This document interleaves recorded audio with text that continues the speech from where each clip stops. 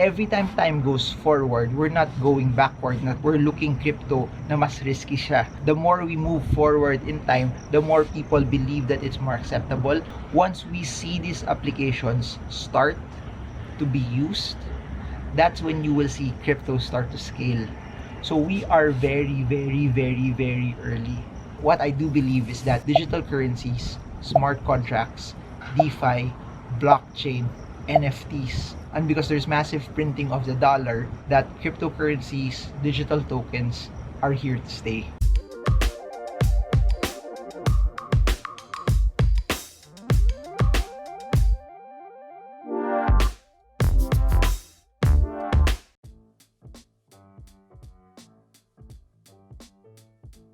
Hey guys, in this video, I wanna answer a question that was sent out via TikTok, and they were asking the question, pareho lang ba yung technical analysis sa stock market tsaka sa cryptocurrency market? So let's take you on the basics first. So please remember this, that technical analysis is past prices plotted into charts. What does that mean? When you are using technical analysis, it's essentially you analyzing yung perception ng tao for a particular asset.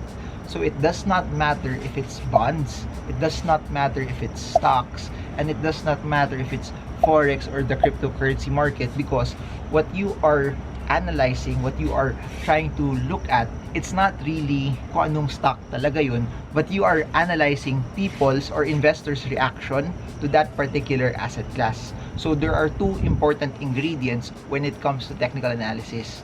The price, which is buyers and sellers, which are people's perception of how they want to buy it and people's perceptions of how they want to sell it, and also volume. So please remember, every time you're looking at the price, more buyers bring the prices up and more sellers bring the prices down. But you also have to look at it from this dimension, that buyers want to buy something that's low, sellers want to sell something that's high. So every time you see a stock price meet at a certain price, for example, a stock hits 10 or a cryptocurrency hits 10 or a bond hits 10, it means that there are people who have cash that think at 10, regardless if it's 10 pesos, 10 Bitcoin, 10 US dollars, they are actually thinking that at 10, to them, it's actually cheap already. And on the flip side, on this particular side, to people who own that particular security, it does not matter if it's Bitcoin, Ethereum, Ayala Corporation, Tesla, Apple, Microsoft.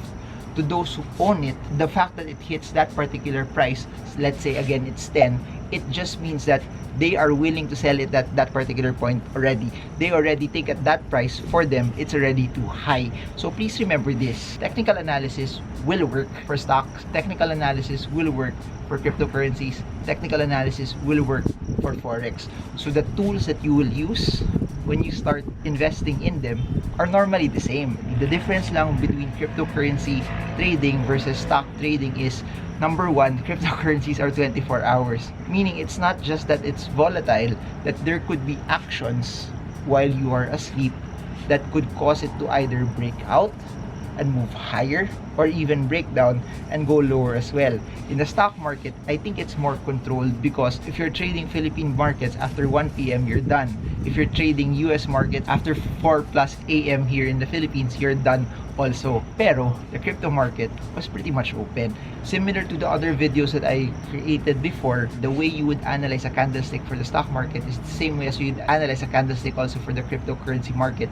It's just that the swings in the cryptocurrency market are bigger, broader, and the volumes of course are larger, especially if you're comparing it to the Philippine markets. And it's widely accepted also that yung mga movements pababa sa cryptocurrency market, normal sa kanya. Yung mga movement pataas na sobrang bilis sa cryptocurrency market, normal also. It's normal to see Bitcoin go down 30% in just a few days. But when you look at that in the stock market, losing 30%, it's something that's unheard of. It's something that pag bumagsak siya na 30%, people would already be scared that there's a lot of fear already happening for that particular stock. But in the cryptocurrency market, it's normal. And I highly believe that you really need it if you are trading the cryptocurrency market because of its volatility. So same lang din, I use the same things when I analyze stocks, candlesticks, drawing my own support and resistance, using the trend line, using moving averages, using MACD. I think the advantage of people who have been investing in the stock market for quite some time, it's not just that you get to use your experience, your tolerance to volatility, but also yung skills na na-enhance nyo, yung experience nyo building, learning, reading charts using technical analysis. That's something na magagamit nyo even if you are trading the crypto markets. It means that you are not starting from zero anymore because you've already built the tools and the skills necessary for you to be able to interpret it. Plus the fact that volume is very, very strong. The readings for breakouts and the readings for breakdowns, in my opinion, will be more reliable. By the way, so what I'm doing in this video is I've been active in TikTok the past few weeks. We started to blow up. We had a video with Chikitan that hit over 1 million views, and I really started to become intentional about it, answering your questions. I medyo natambakan. There's more questions than my ability to make videos for it. That's why I'm compiling it. That particular question was asked by MC, so tinanong niya yun dito. There's another question here that was sent by Love and Love 27. You think, sir, na maglalast to ng matagal? No one knows where crypto will be 10 years from now, 20 years from now, 30 years from now, 40 years from now. And even when I invest, I did not know that crypto would hit this price at this particular time in April 2021. But there's one thing I do know. Habang tumatagal yung crypto, mas lalong natatanggap siya ng tao. Habang tumatagal yung crypto, mas lalo siyang nagiging part na ng buhay ng tao, that it becomes more accepted. Every time goes forward, we're not going backward, not we're looking crypto na mas risky siya. The more we move forward in time, the more people believe that it's more acceptable. Millennials, people in my age category, are the ones that are heavy proponents on it kasi mas madaling maintindihan ng generation natin ang digital currencies. When we started working, we were at the cusp of digitalization. Now, think about that. Millennials plus Gen Zs. Gen Zs grew up knowing digital currencies more than us. Pinanganak sila with the internet as well. When Gen Z start earning massively more, then you will have two generations who heavily believe in digital currencies. Plus you add the Mark Cubans of the world that have billions of dollars that are heavily invested in it. You add that all up, it creates a certain amount of support. Sobrang bago pa lang ng crypto that we're just seeing applications being built on top of it. Once we see these applications start to be used, that's when you will see crypto start to scale. So we are very, very, very, very early. Do I know what the staying power of each cryptocurrencies will be? That's something I don't know. But what I do know is yung underlying technology niya. I think that's something that's so disruptive that hindi na mawawala yun. So my suggestion is you do a deep dive, pag-aralan mo.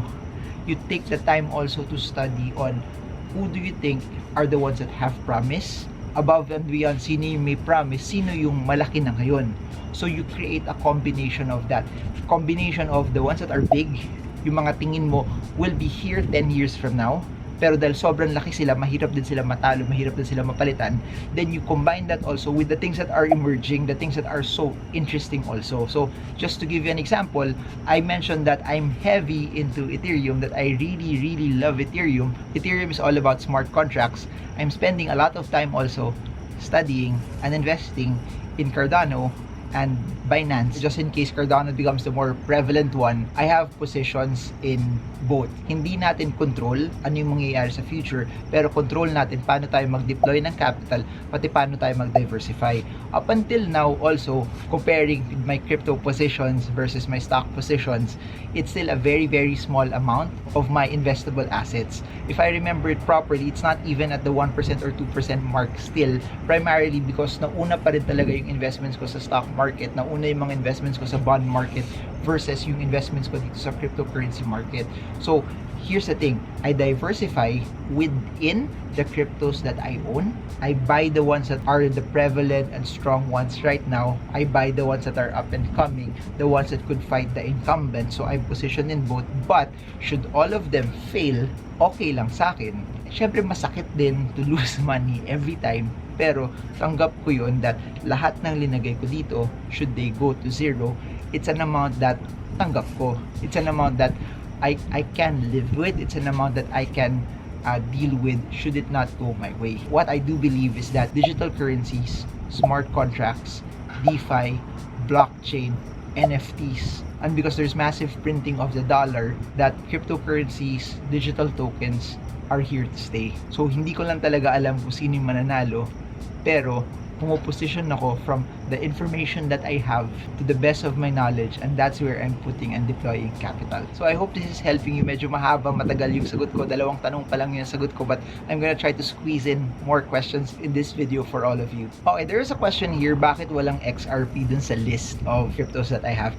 I do have XRP. So I actually like XRP also for the reason that it can disrupt the remittance industry. Sobrang daming Pilipino na nasa labas ng bansa. Sobrang daming Pilipino na nagpapadala ng pera sa Pilipinas. XRP would have been a very, very innovative disruption into that. It's just that they have a problem also right now that needs still to be settled in the US. Hindi naman sa nagtanggal ako ng XRP. It's just that over the past months, I've added more to the other cryptocurrencies that I like more than XRP na natabunan siya, that it's not in the top 5 in terms of allocations that I have right now. I'm still keeping it under the context that I want to see also what will be the outcome of how their case will be, or how at least it will progress in the US, but I don't want to wait for it na maglalagay ako doon and it will be a large chunk of my portfolio for sa cryptocurrency market. If the case will be settled, that will remove a large bearish sentiment for XRP as a whole. But what's interesting about that is when it dropped a couple of months ago, I started picking it up, but small amounts, then just holding on to it.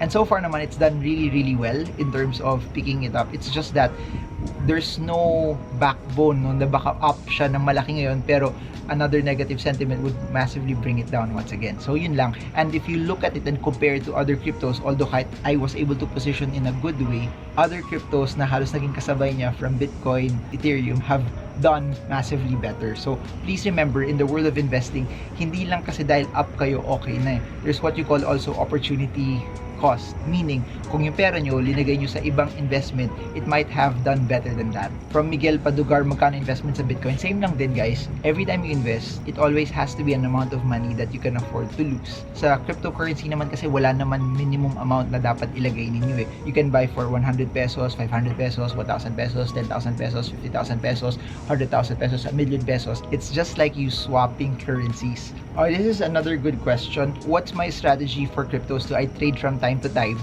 or do I just stack it? So there are positions na talagang pang long-term stacking lang. As much as possible, nasa wallet, naka-stake, or naka-invest lang siya, that's giving me a fixed rate of return. Meron mga positions na ganun, and meron talaga pang long-term hold lang. Pero there are also some positions where pinitrade ko also. I just really trade the ones that I really know also. Kung walang signal doon to either buy it or sell it, wala akong ginagawa. I guess that's what I've learned from my decades worth of investing in the stock market, that kung walang signal, I've developed the discipline also to just follow my plan. What I've noticed kasi is Bitcoin is very, very scarce, and Bitcoin is getting more accepted.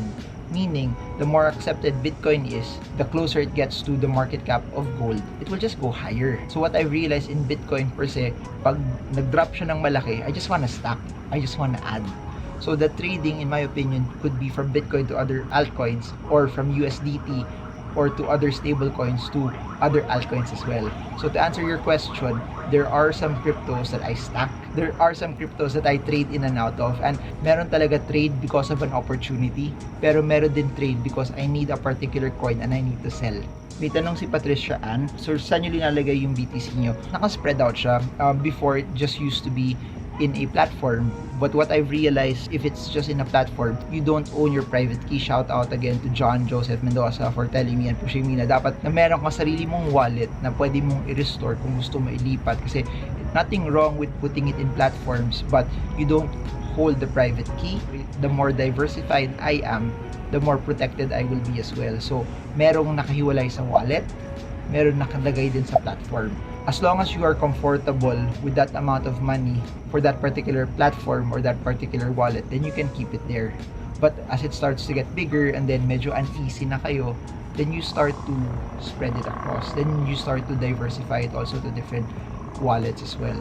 I hope you guys got a lot from this, and if you guys have questions, I think mas mabilis ako mag-respond also ngayon sa TikTok, kasi the comments and the questions there are not as much yet as what I get in YouTube or in Instagram as well. So fastest way also to message me is Instagram, TikTok, and Patreon. And for those who want to know more on how I trade using technical analysis, the links are in the description below. I have YouTube videos, playlists that you can click. I have a technical analysis seminar which will be in Zoom this May. The link is in the description below as well. I also have books that are National Bookstore best-selling books. The links are in the description as well that you can check out. If you guys want to know more also how you can invest US and cryptocurrency markets, we have Binance for those who want to buy the cryptocurrency as well, and we also have eToro for those who want to trade US markets or want to at least get the CFD version of the cryptocurrencies that I'm talking about. All of which you can look at the description below. We are again in an extended lockdown, and as what I always say, this is not the most rosy part of the economy. This place is a shroud of uncertainty. Also, this also impact the economy in certain ways. But for those that you believe your finances are hit, use this time to pivot, innovate, learn, and build skills, and also try to find ways on how you can build streams of income for you, so that while you are focused on one asset class, the skills that you're building here can allow you to learn more. The skills that you are building here can allow you also to earn more eventually later on. I highly suggest that you use this time not just to purely focus on earning, but also to focus on learning, because it's what you learn that will help you earn later on. And if you're watching this and this was just recommended to you by the YouTube algorithm, and then hindi kayo sanay na makakita ng educational content sa YouTube, welcome to my channel, and I hope that you learn a lot from this. If you like more, hit the subscribe button and smash the bell so you get updated every time I come up with new content about investing. I don't know if I'm gonna do more Q&A sessions over the past few weeks, but this was something that was enjoyable to all of you. Feel free to send in more questions, and I hope this video helps you trade well, trade strong, trade smart. See you all again soon, guys, and God bless you all. Alam ko hindi ito mapapanood ng wife ko, pero kung Yvonne, you're watching this end credit section, I just want to say I love you, and yun lang, wala lang, no occasion at all, but ano lang to, kumbaga sa Marvel, mga end credit scenes. So yun, isa sa mga post credit scenes, hindi naman to Easter egg, pero I've just been watching a lot of Marvel over the past whole week.